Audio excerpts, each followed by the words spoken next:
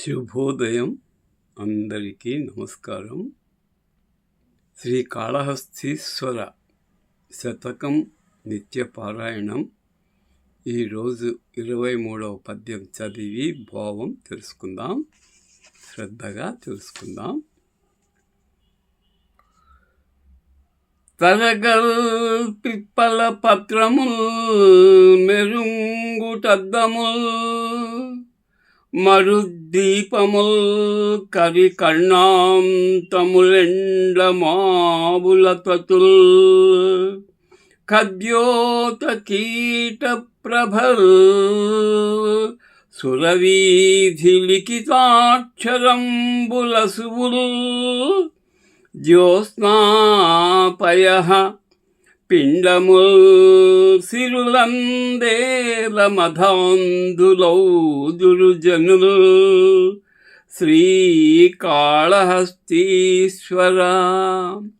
మనుషులు మూర్ఖులై తాత్కాలికమైన వాటి వెంట పరిగెడుతున్నారు.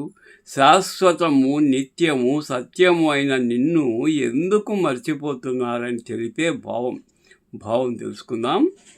శ్రీకాళహస్తీశ్వర, ఎప్పటికీ ఆగిపోని సముద్రం యొక్క అలలలాగా, ఎంత గాలి లేని సమయంలో కూడా చిన్నగా కదిలే రావి ఆకులలాగా, మెరిసే అద్దాలలాగా, మెరుపులలాగా, నిరంతరం పురుగుల కాంతిలాగా, ఆకాశంలో రాసిన అక్షరాలలాగా ఈ మానవుని ప్రాణాలు చంచలములు, స్థిరములు కానే కావు.